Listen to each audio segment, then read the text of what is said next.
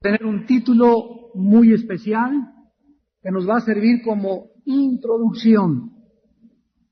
Y el tema que vamos a tratar en esta noche se llama alerta doctrinal. Alerta doctrinal. La primera carta del apóstol Pablo a Timoteo fue escrita cuando el apóstol Pablo se encontraba prisionero desde una cárcel en la ciudad de Roma. La primera y la segunda carta a Timoteo. Poco tiempo después, Pablo fue liberado y fue vuelto a arrestar, y fue cuando escribió la segunda carta a Timoteo antes de morir.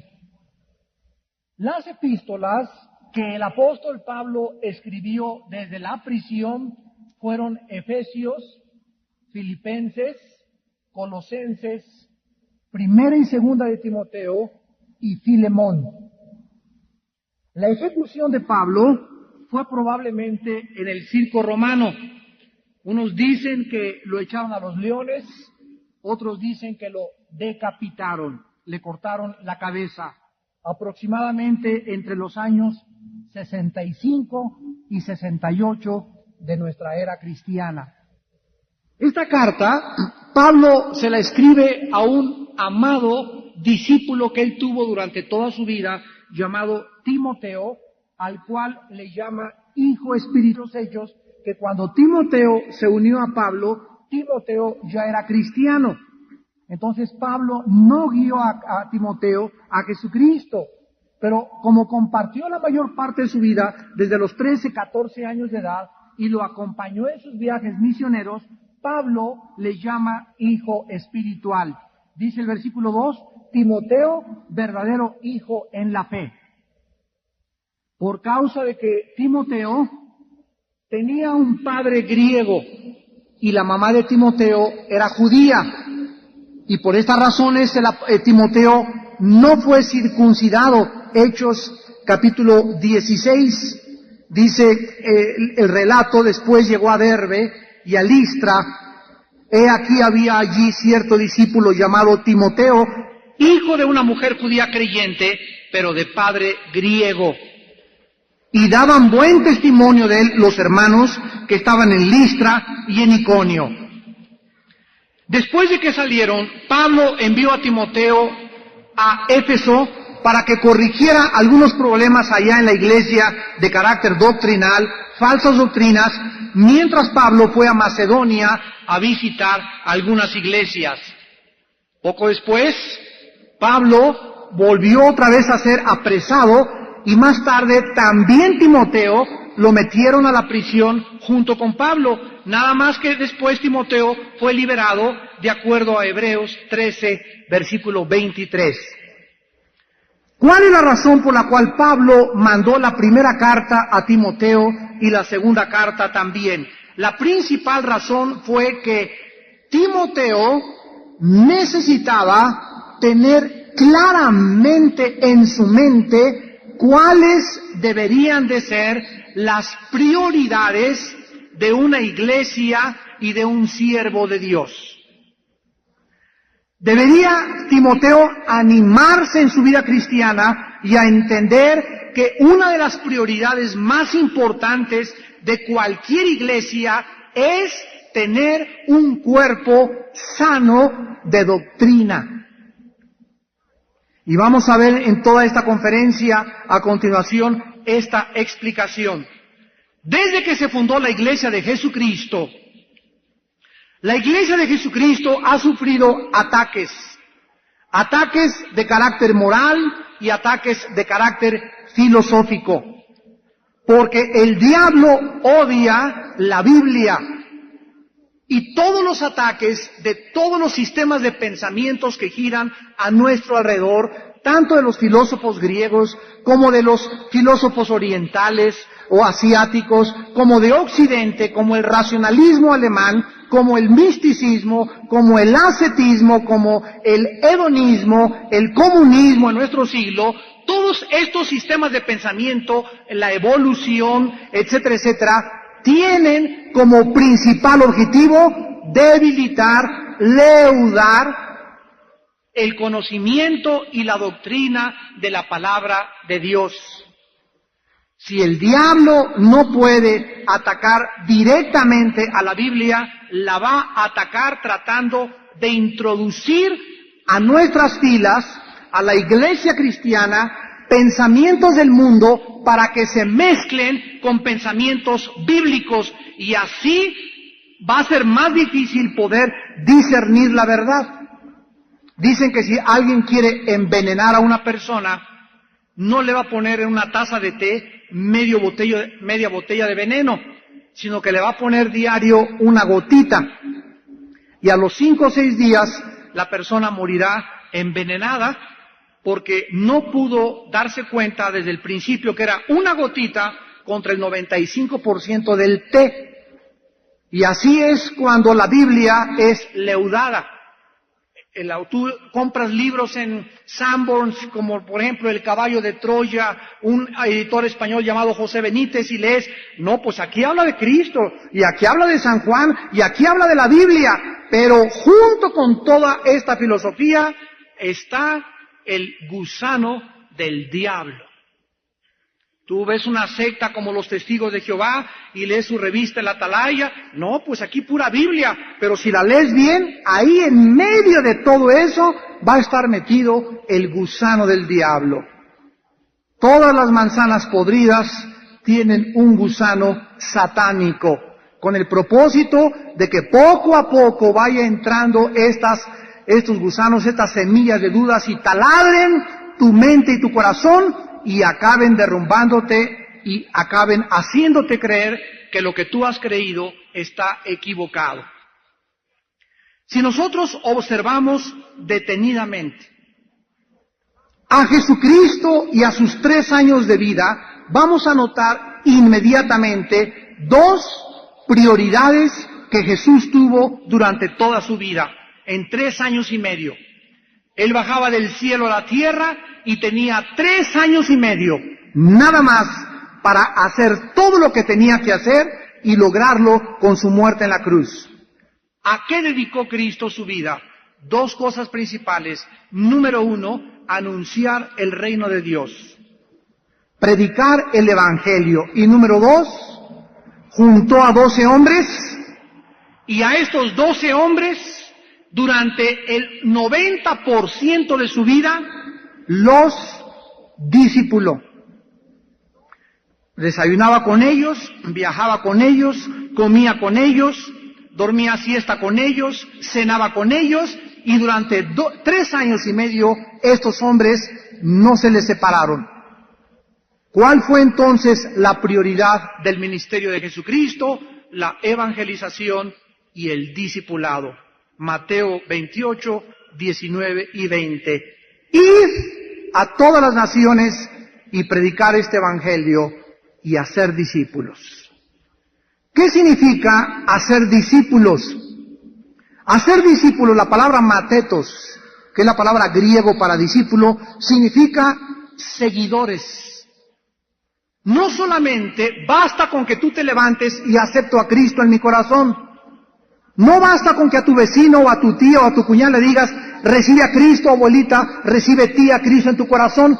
Tú necesitas como cristiano, después de 3 o 4 años de estudiar la palabra de Dios, de discipular a tu tía, a tu cuñada, a tus propios hijos, a las personas a tu casa, abrir un estudio bíblico, pero necesitamos hacer discípulos. Mientras más viajo alrededor de Centro y Sudamérica, Estados Unidos y Canadá, más me convenzo que la mayor parte de las iglesias no están discipulando. Les pregunto a muchos hermanos, ¿cuáles son la dinámica de tu iglesia? Bueno, el martes, reunión de jóvenes, el jueves, reunión de oración, el viernes la femenil. Bueno, pero ¿no tienen discipulado? ¿Qué es eso? Bueno, ¿no tienen durante la semana 2 o 3, por lo menos ahí en Celaya, en Veracruz, donde está tu iglesia, en Centroamérica y Guatemala? ¿No tiene tu iglesia durante la semana estudios donde se esté entrenando a los congregantes, a las ovejas, alimentándolas con la palabra de Dios? ¿O se conforman solamente con el domingo de 11 a 12 del día? Cuando nosotros perdemos de vista las prioridades de la iglesia y de nuestra vida personal, el diablo nos va a hacer que nos involucremos en labores secundarias, en labores que no tienen la importancia de ganar las almas, evangelismo y de discipular. Amados hermanos en Jesucristo, pastores que nos escuchan por la televisión en Centro y Sudamérica y el Caribe, uno de los problemas más grandes por los cuales la iglesia está sufriendo lo que está sufriendo, las corrientes que están entrando doctrinales y todas las emociones que están entrando a la iglesia, tienen una raíz. Muchos de los líderes y muchos de los cristianos no conocen sistemáticamente la palabra de Dios.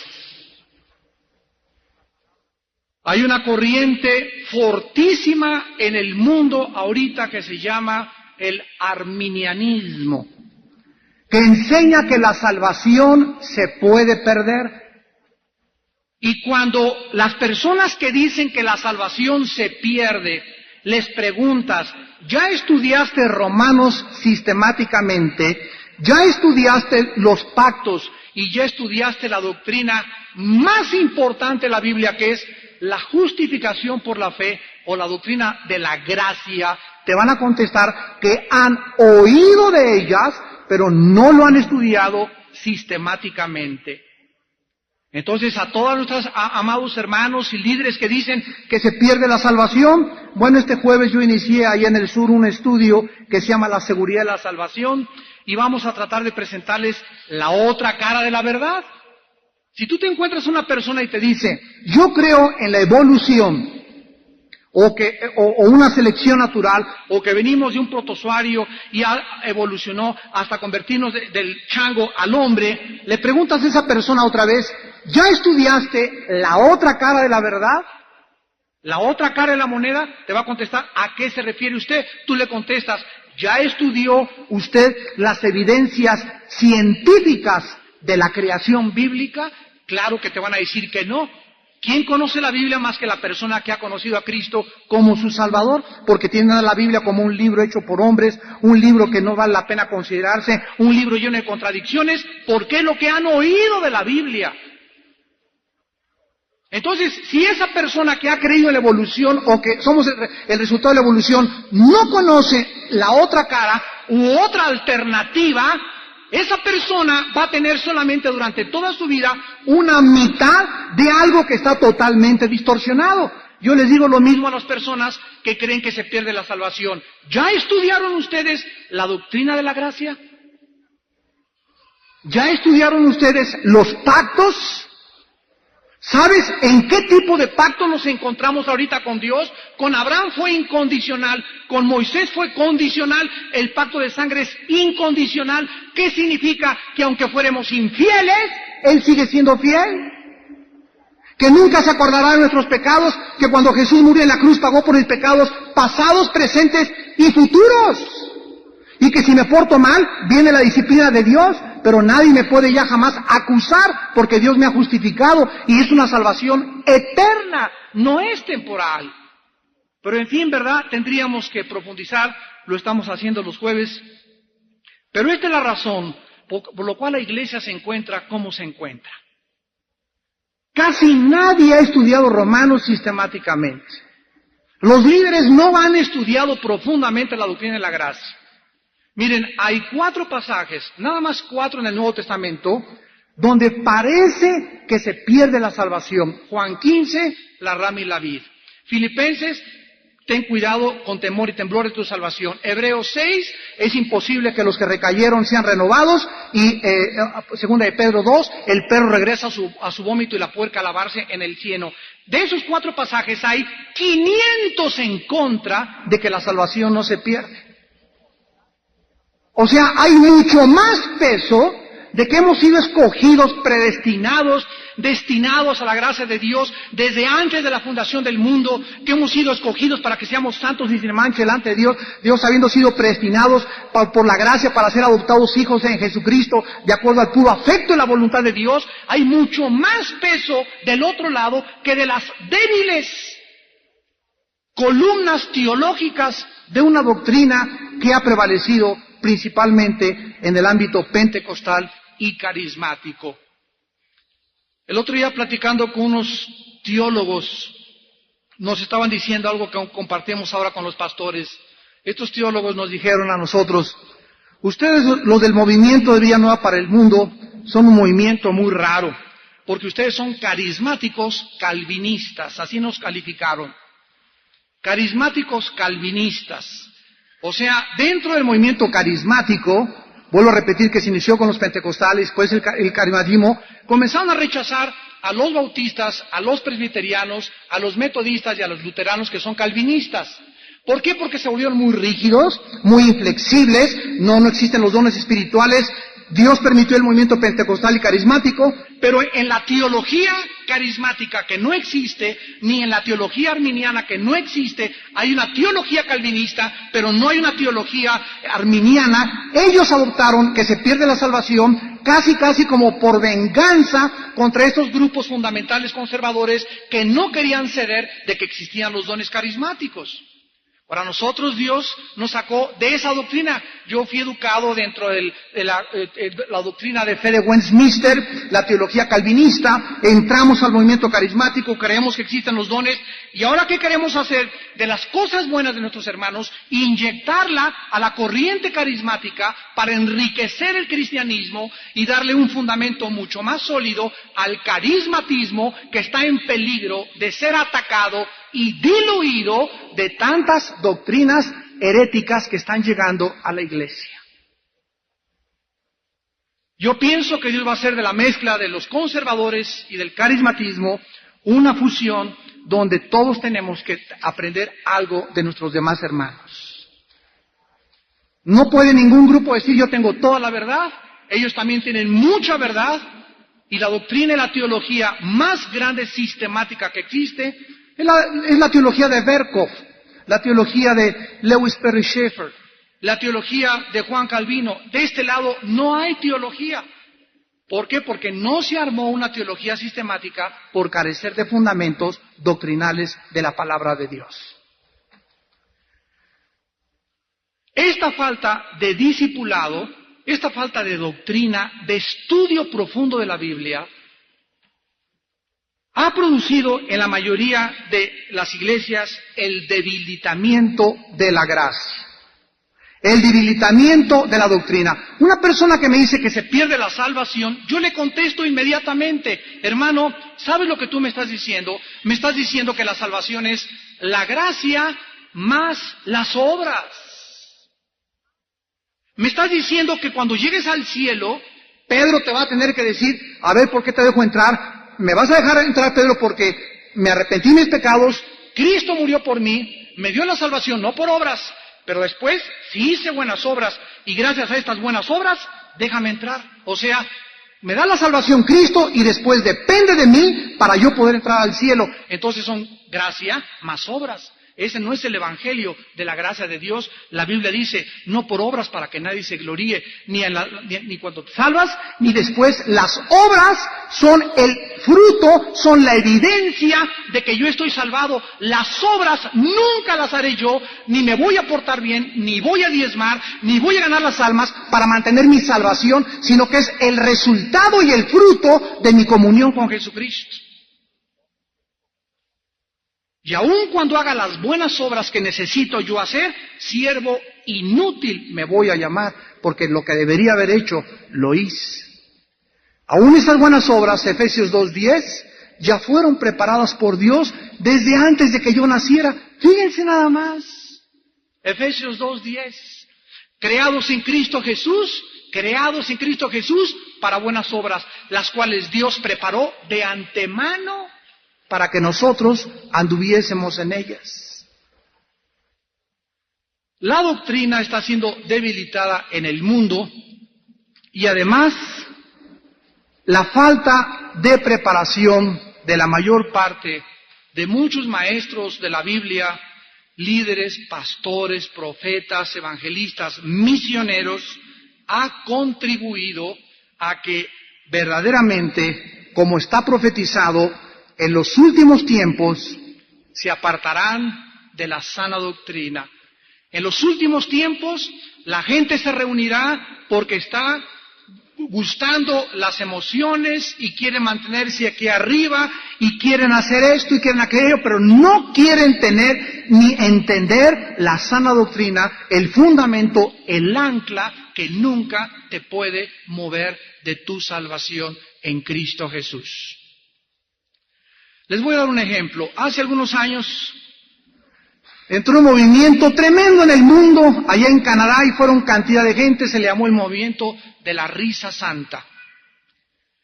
Las manifestaciones del Espíritu, de acuerdo a 1 Corintios 12, son múltiples.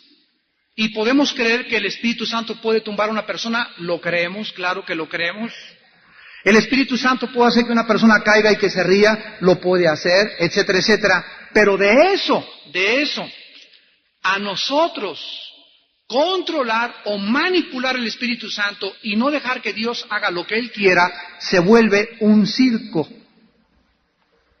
Y cuando le agregamos a que una persona llega y me dice, déjame impartirte el gozo del Señor, ahí ya esa persona está hablando herejías. Un momentito. Si venimos a la palabra de Dios, si yo he estudiado la profundidad de la palabra de Dios, voy a encontrar que el gozo es un fruto del Espíritu Santo. ¿Qué significa esto? Que para que yo pueda tener gozo en mi vida, necesito estar pegado a Cristo, pegado a la vid. Yo soy la rama, Él es el pámpano, y después de mi comunión con Cristo diaria y continua a través de años o de meses, mi vida va a manifestar gozo. Y ese gozo no necesariamente quiere decir que tenga la risa así. Es un gozo interno espiritual que me hace soportar los problemas de la vida con resignación y con tranquilidad. Hay personas que ríen por fuera y lloran por dentro. Entonces, si alguien viene y me dice, te quiero ministrar algo, un momento, el gozo no se puede ministrar, el gozo es mi condición de comunión y el fruto de mi unión en Jesucristo. Entonces, dense cuenta ustedes que mucha gente lo acepta, sí, y para ellos significa que te tocan y que te pones a reír. Ahí ya no es de Dios, ahí ya no es de Dios. O reuniones donde vamos, se acerca la persona y me pone la mano así y casi me pone el pie y me tumba al suelo. ¿Sabes una cosa? Que no me tumbó el Espíritu Santo, me tumbaste, tú me empujaste, compadre. Me tenías 2 metros empujándome, ¿cómo no me voy a caer? Cuando es de Dios no tenemos que actuar, no tenemos que hacer nada. Dios puede a medio metro hacer que una persona caiga al suelo, lo puede hacer, lo creemos, lo hemos visto, lo hemos experimentado. Pero comenzamos nosotros a manipular, comenzamos nosotros a querer usar a Dios y no Dios usarnos a nosotros. Y ahí es donde comenzamos a desviarnos de la doctrina. Vamos a ver algunos pasajes en 1 y 2 de Timoteo. ¿De qué forma la levadura, las falsas doctrinas, están penetrando a las iglesias que no se están discipulando,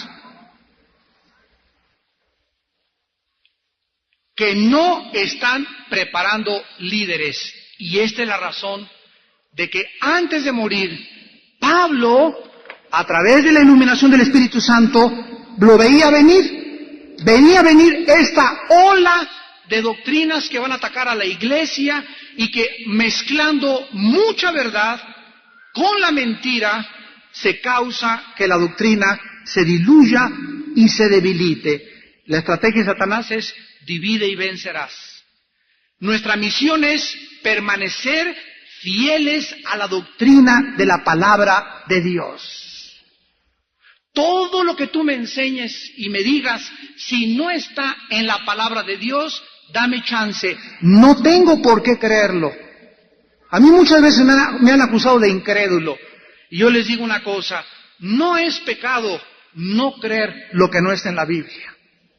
Entonces, si tú me acusas de una experiencia o una manifestación o una emoción de por qué yo no creo eso, más bien soy escéptico porque he visto demasiadas falsificaciones. Entonces, tú no me puedes llamar incrédulo. Incrédulo si tú me enseñas en la Biblia y yo no creo lo que está en la Biblia. Eso es incredulidad. Incredulidad es peor pecado que la misma incredulidad cuando no tiene su origen en la palabra de Dios. Entonces nadie me puede llegar a amenazar, es que si tú no crees en este movimiento, te vas a condenar, o si no crees en este mover del Espíritu Santo, le va a pasar ¿sabes una cosa? Dios nunca amenaza, porque cuando Él nos presenta la Biblia, nos da la convicción del Espíritu de que pertenece al Espíritu Santo. Y si yo tengo dudas, Dios conoce mi corazón, soy como Santo Tomás, necesito experimentarlo para poderlo creer. Y necesito que me lo enseñes en la Biblia y que me lo enseñes sistemáticamente. Porque un texto sacado fuera de contexto es un pretexto. En 1 Timoteo 1, del 18 al 20, miren lo que Pablo le dice a Timoteo. Este mandamiento, hijo Timoteo, te encargo. Para que conforme a las profecías que se hicieron antes en cuanto a ti, milites por ellas la buena milicia, manteniendo la fe y buena conciencia, desechando la cual naufragaron en cuanto a la fe algunos, de los cuales son Himeneo y Alejandro, a quienes entregué a Satanás para que aprendan a no blasfemar. En esta noche debemos de comenzar poniendo algunas piedras y ladrillos en nuestra construcción de esta carta a Timoteo. La Biblia nos enseña que cuando nosotros dejamos de vivir por fe y nuestra conciencia, versículo 19, y mi conciencia no es limpia, puedo comenzar a abandonar el camino del cristianismo, no importa si me río o no me río, si hablo en lenguas o no hablo en lenguas, si yo pierdo la fe y mi buena conciencia, me alejo del Evangelio de Jesucristo. ¿Qué significa esto? Bueno, el justo por la fe vivirá, no por vista. La fe es vivir confiando en lo que Dios nos ha revelado en la Biblia, diario, diario, diario. Vivir por fe no es pastor y vivir de los diezmos y las ofrendas. Vivir por fe no es de que no tengas nada y a ver de qué vivo. Eso no es vivir por fe. Vivir por fe es vivir confiando y creyendo que lo que Dios dice es verdad. Y esa fe es un escudo en Efesios 6 a mi vida. Esa confianza en Dios me defiende del enemigo.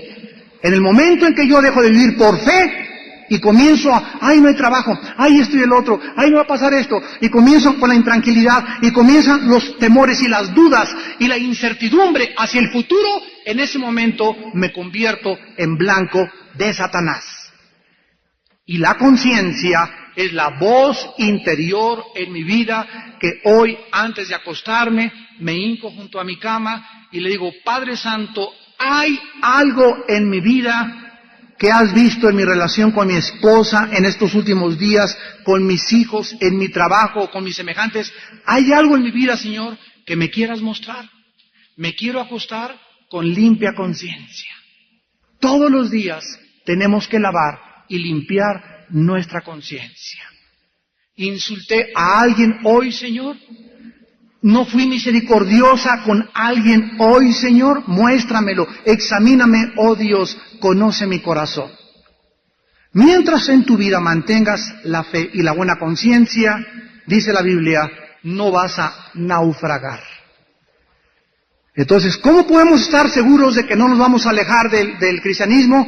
¿Cómo puedo saber que el hermano me está diciendo la verdad? ¿Cómo puedo saber que los de otra iglesia que se caen al suelo y se ríen ahí estoy muy confundido? No te confundas, mantén en tu vida dos cosas, la fe y la buena conciencia, y nunca perderás el rumbo. Si estás confundido ahorita algunas cosas, con el tiempo se te van a aclarar, pero trata de vivir por fe y mantener una buena conciencia en tu corazón.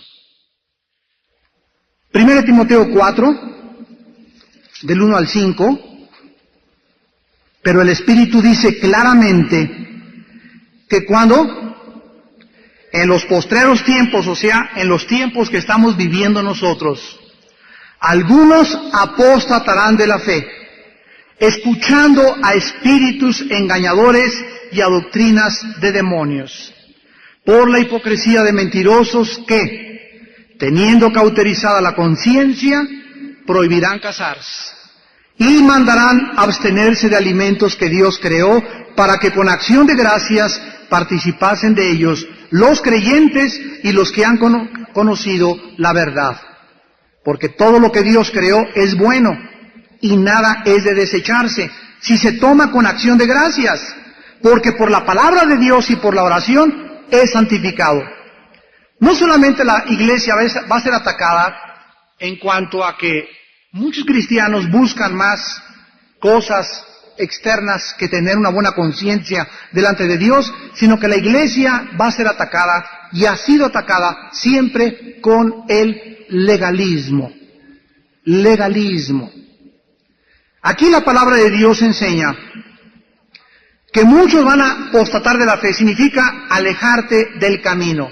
No dice que perdieron su salvación. Apostatar significa salirse o desviarse de la verdad. No implica que no puedan regresar. Porque el que regresa es salvo. El que se desvía y nunca regresa, 1 de Juan 2, salieron de nosotros, pero no eran de nosotros. Salieron para que se manifestara que no todos los que estamos en la iglesia somos salvos. Y salieron para que se manifestara que no todos los que están con nosotros son de nosotros. Y aquí dice en la Biblia que van a venir espíritus de ellos, los creyentes y los que han conocido la verdad. Porque todo lo que Dios creó es bueno y nada es de desecharse si se toma con acción de gracias. Porque por la palabra de Dios y por la oración es santificado. No solamente la iglesia va a ser atacada en cuanto a que muchos cristianos buscan más cosas externas que tener una buena conciencia delante de Dios, sino que la iglesia va a ser atacada y ha sido atacada siempre con el legalismo. Legalismo. Aquí la palabra de Dios enseña que muchos van a apostatar de la fe, significa alejarte del camino. No dice que perdieron su salvación. Apostatar significa salirse o desviarse de la verdad. No implica que no puedan regresar. Porque el que regresa es salvo. El que se desvía y nunca regresa, 1 de Juan 2, salieron de nosotros, pero no eran de nosotros. Salieron para que se manifestara que no todos los que estamos en la iglesia somos salvos. Y salieron para que se manifestara que no todos los que están con nosotros son de nosotros.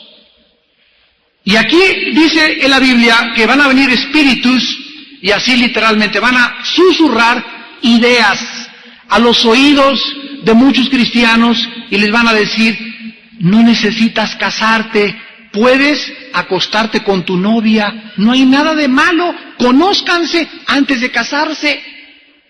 Y lo van a creer, y van a venir a la iglesia y fornican con la novia, vienen a la iglesia y se acuestan con la prima, vienen a la iglesia y tienen amante, vienen a la iglesia y está saliendo con un hombre casado. O sea, cantidad de gente que no conocemos en todas las iglesias de todo el mundo, vienen a la iglesia y vienen a oír la palabra y quieren seguir a Jesús, pero también quieren usar el sexo ilícitamente. ¿No sabéis que vuestros cuerpos son templo del Espíritu Santo? ¿No sabes que el que destruye el cuerpo o el edificio de Dios, Dios le destruirá a él? 1 Corintios 3, 16 y 17, 1 Corintios 6, 19 y 20. ¿No sabes que la inmoralidad es el cáncer, la carcoma, la polilla que entra y comienza a debilitar nuestras vidas y comienza a robarnos todo aquello que viene del cielo? Porque Dios es un Dios santo y Dios no puede ver la inmoralidad en su iglesia ni en sus hijos. ¿Por qué tienes esa vida? Porque espíritus te han engañado. Y además muchas personas van a comenzar a enseñar esto. En segundo lugar, dice el versículo 3, que va a haber mucho legalismo en cuestión de los alimentos. Y esto lo explica claramente 1 de Corintios 8, 1 de Corintios 10 y el capítulo 14 del libro de Romanos. Si tú eres naturista, amado, querido, caro, excelentísimo hermano en Cristo, y no comes más que hierbas, y no comes más que hojas, que nadie te ataque y que nadie te critique, es tu convicción, cada quien esté convencido lo que tiene que comer, pero no juzgues ni persigas a los que no comen lo que tú comes, ni te creas nunca gurú o más espiritual o más en contacto con Dios por la dieta que tú tienes, porque caes en el legalismo. Si la otra persona, tu vecino o tu hermano, le encantan las patitas de puerco en vinagreta y se las come, Dios sabe su metabolismo, y si el hermano tiene ya más de 30 años y además con colesterol y sigue comiendo el puerco o el chicharrón, Dios, mira, si es hijo, se lo va a tupir. Y al ratito va a venir con que retortijones y que un espíritu se me está metiendo aquí en el hígado, etcétera, etcétera, y le va a echar la culpa a todo lo demás, y lo único que tiene es un pedazo de carne de puerco atorado ahí en el intestino. Dios nos disciplina porque somos sus hijos, pero el legalismo es tratar de imponer o de creer que por lo que hacemos Dios nos va a aceptar más que a los demás. Si tú, mi querido amigo, excelentísimo, caro, excelentísimo amigo cristiano, no te gusta poner árbol de Navidad ahora en diciembre, no lo pongas.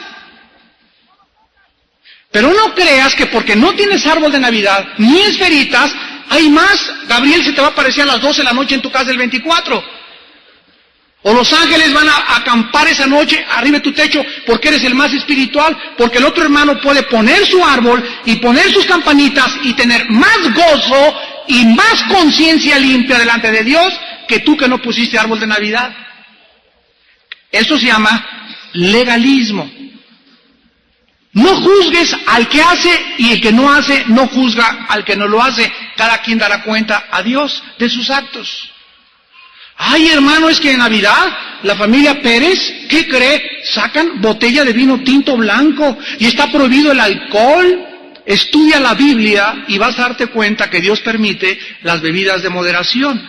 Romanos 14, pero no tomo vino, no porque sea pecado, sino porque no quiero debilitar, tropezar o hacer que mi hermano se debilite en su conciencia. Entonces, una copa de vino en Navidad no es pecado, pero si hay un hermano que es débil en la fe y me ve con la botella de vino en mi casa, entonces mi pecado no es tomarme el vino, mi pecado es tropezar a mi hermano que no entiende que puedo tomarme una copa de vino.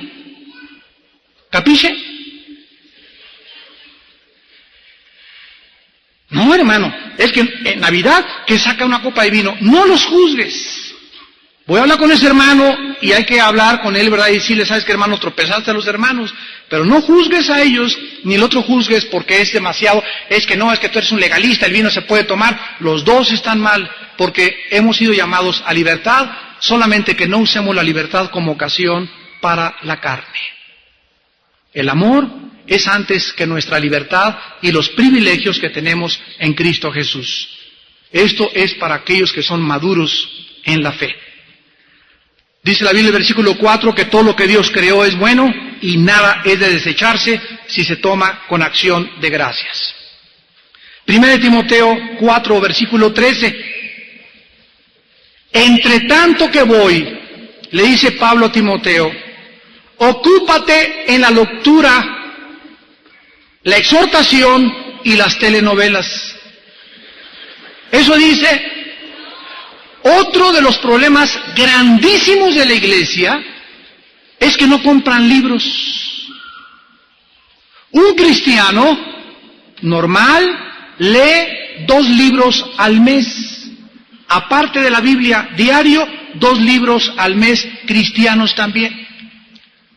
Y que de este tema, y temas científicos, y la arqueología bíblica, y esto y el otro, y enriquecerse. Ocúpate de la lectura. Lean, hermanos, lean. En México y en Latinoamérica, desgraciadamente, no nos enseñan a leer desde pequeños.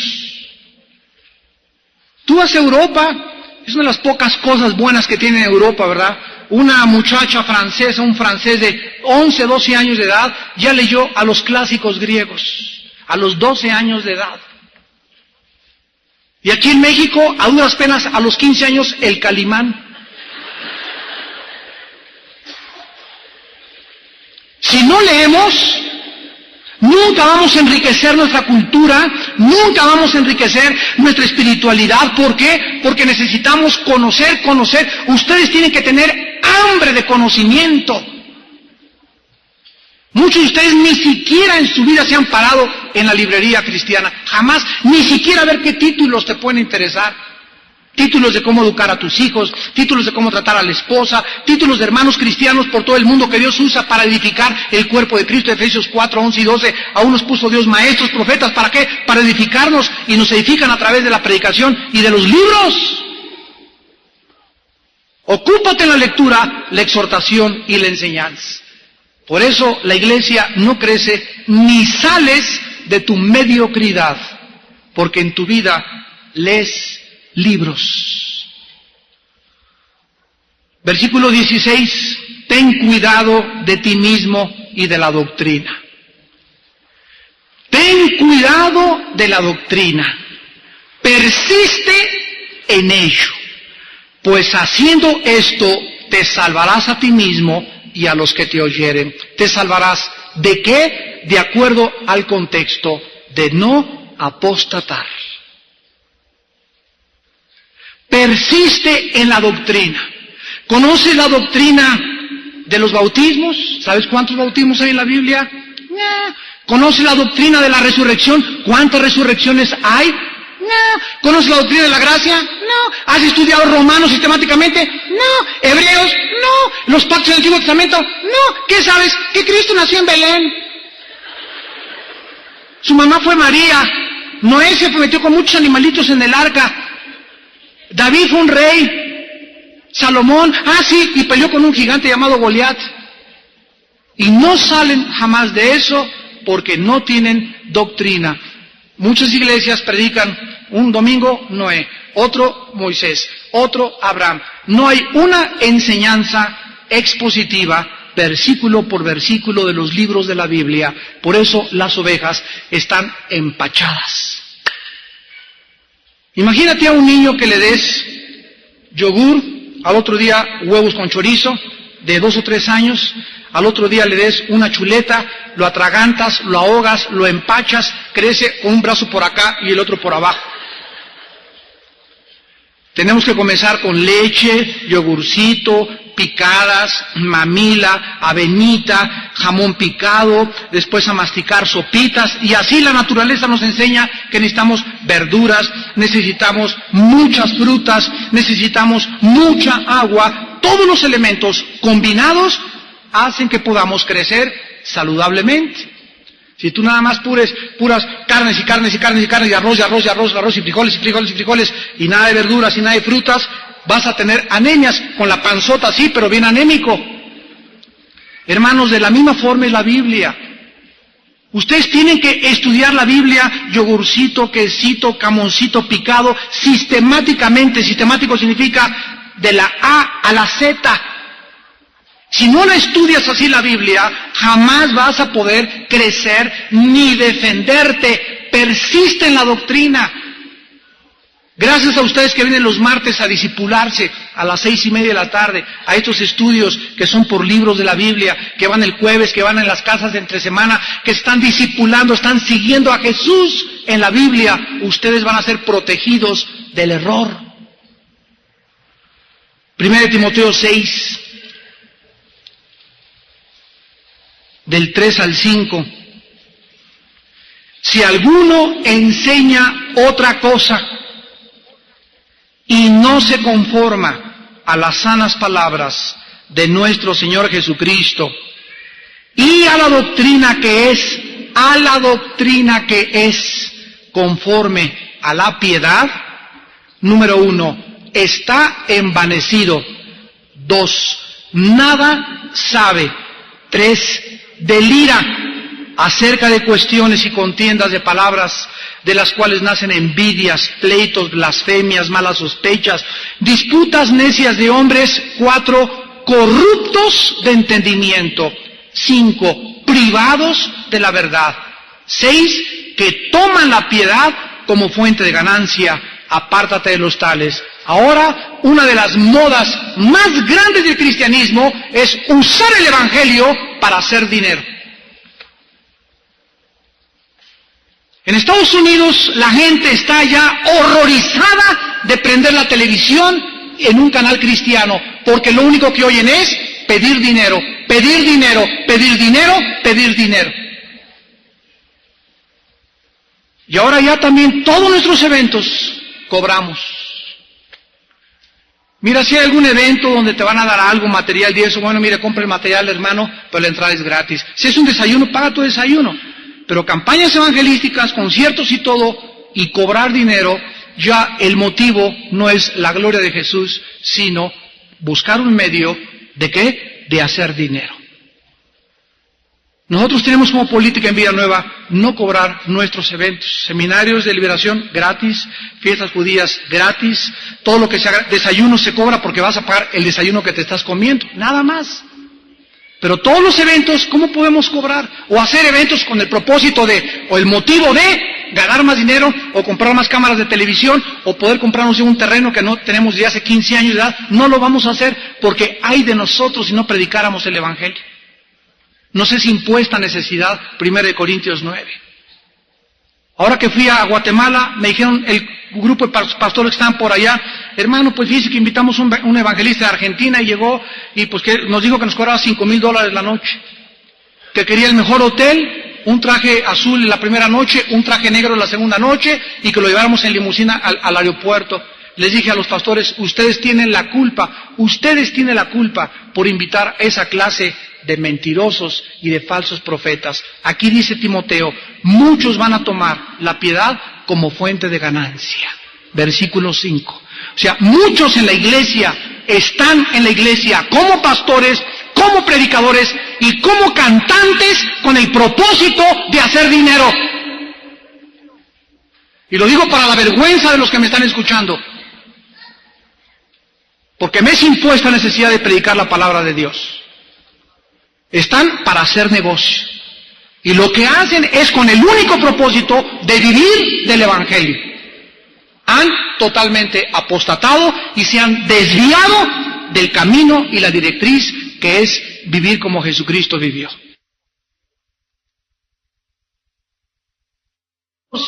Y cuando tú no conoces la palabra y no conoces el verdadero conocimiento, te puedes desviar. Te puedes salir del camino, porque es falso. Colosenses 1, en Cristo están escondidos todos los tesoros del conocimiento de la inteligencia. Colosenses 2. En Cristo Jesús. Padre, te alabo, Dios del cielo y la tierra, Mateo 11, 25 en adelante, porque te revelaste al Hijo y a aquellos a quien el Hijo se quiera revelar. Lo escondiste de los sabios y los entendidos y se los revelaste a los niños. 1 Corintios 2, del 10 en adelante, a nosotros el Espíritu nos lo ha revelado para que sepamos lo que Dios nos ha concedido. Es a través del Espíritu que conocemos el verdadero conocimiento de Dios. Sin el Espíritu de Dios, el otro conocimiento, el del mundo, es falso. La teoría de la evolución, el humanismo, el hedonismo, el comunismo y todos los ismos son sistemas de pensamientos que tienen su origen en seres humanos, unos hasta marihuanos. Cuídate, le dice Pablo a Timoteo, porque estamos atacados por una filosofía falsa. 2 Timoteo 2:15, para terminar.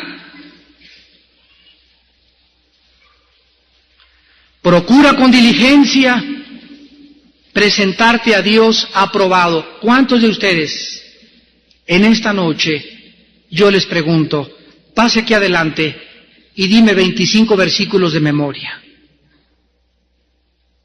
Pasa aquí adelante y dime, ¿qué es la justificación por la fe? ¿Cómo se obtiene? ¿A través de qué? ¿Cuánto dura? Pasa aquí adelante y dime, muéstrale ahorita a un mormón que Cristo es Dios con la Biblia. Pase aquí adelante y muéstrale al Señor que es testigo de Jehová que el infierno existe y que Cristo es Dios porque ellos lo niegan. Demuéstraselo con la Biblia en la mano. ¿Podrías aprobar? Procura con diligencia presentarte a Dios aprobado. Como obrero que no tiene de qué avergonzarse, si tú no pudieras contestar, ¿cómo te irías a tu asiento? Avergonzado. ¿Por qué? Porque no te disipulas. No pasas el suficientemente tiempo con Dios, ni en el estudio doctrinal, ni sistemático de la palabra de Dios, porque conoces tantas cosas que no tienes una sistematización de la teología, por la cual no puedes presentar defensa. Párate aquí adelante y demuéstrame ahorita que la evolución es un sistema de pensamiento que tiene su origen en Satanás. Pasa aquí adelante, escucha esto, pasa aquí adelante y demuéstrale a cientos de cristianos que creen que pueden ser cristianos y ser masones al mismo tiempo. Es el colmo.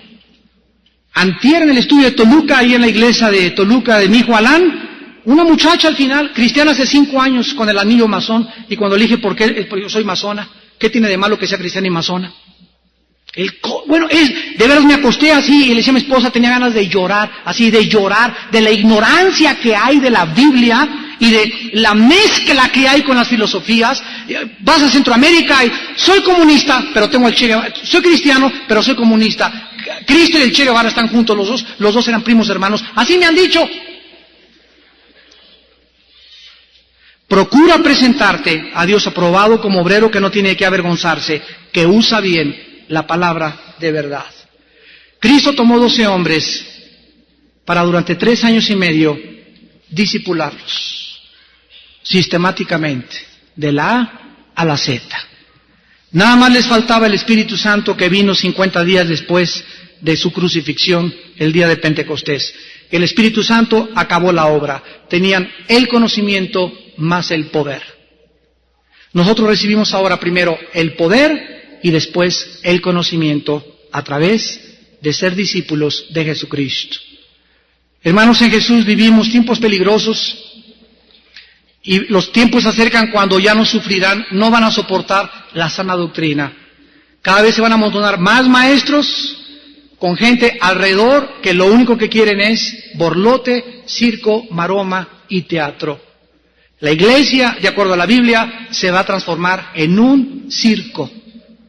En un lugar donde la gente lo único que le interesa son emociones, emociones, emociones, satisfacer sus emociones y no la conciencia de estudiar teológicamente la palabra de Dios.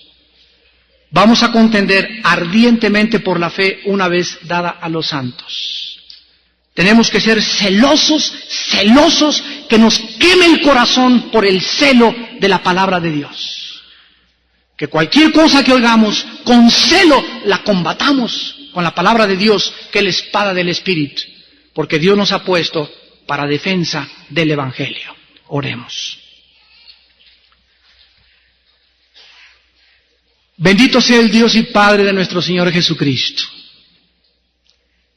que nos ha bendecido con toda bendición espiritual ya en los lugares celestiales en Cristo.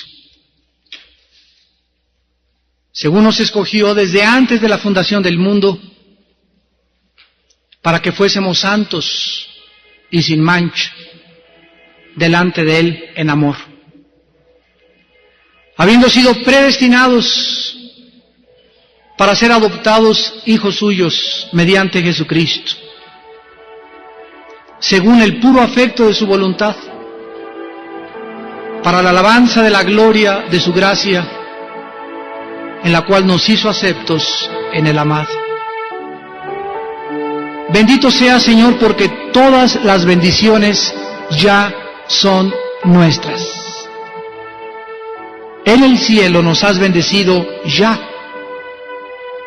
Ahora hay que bajar estas bendiciones a la tierra y aquí en la tierra usarlas a través de la fe. Gracias porque nos escogiste, no conforme a nuestras obras, sino conforme a tu propósito eterno en Jesucristo. Desde antes de que naciésemos, tú nos conocías, y a todos los que tú conociste y llamaste, a los que llamaste predestinaste, y a los que predestinaste santificaste. Para que en esta vida fuéramos diferentes, para que fuésemos santos, para que pudiéramos manifestar a través de nuestra vida la vida de Jesús. Guárdanos, Padre, de no tropezar a la gente que no es cristiana con los circos en la iglesia. Guárdanos, Padre Santo, de poder proyectar una imagen de personas normales, que no tenemos nada de qué avergonzarnos, porque los cristianos somos como ese arbusto ardiente en el desierto, a quien Moisés comenzó a ver, pero en ese arbusto estaba tu presencia. Y así nosotros somos diferentes nada más en que tenemos tu presencia, ese fuego del Espíritu que evita que nos autodestruyamos. Señor, enséñanos a conocer tu palabra de una forma más madura. Te lo rogamos, Padre, porque queremos conocer la sana doctrina, tener balance en los dones espirituales y saber que el diablo ataca los dones para llevarlos a los extremos. Guárdanos de eso, Padre. Hemos luchado mucho tiempo por esto y solo tu Espíritu lo podrá hacer. Úsanos, Señor, para bendecir a otros hermanos, nunca para enorgullecernos. Manténnos cada vez más humildes, porque todo lo que tú nos das es por tu gracia. Indignos somos, Señor, de ti y de tus dones. Levanta, Señor, nuestra iglesia para bendecir otras iglesias, otros movimientos, y dar a conocer a un mundo perdido, a un Cristo que en una cruz dio su vida para que nosotros ya no viviésemos para nosotros, ni para darnos gusto a nosotros, ni para exhibirnos mucho menos, sino para limpiar con su sangre nuestros motivos y no buscar para nosotros nunca la gloria de un mundo que te crucificó y que no conoció que es en la cruz donde se encuentra nuestra victoria. Bendícenos, Padre, con tus bendiciones espirituales. Gracias por aceptarnos en el amado que es tu Hijo, y gracias porque todo esto es para la alabanza de la gracia de tu gloria, porque en Él somos y estamos completos, y nada necesitamos en esta vida más que a Jesús, en quien oramos y a quien bendecimos con todo nuestro corazón. Amén.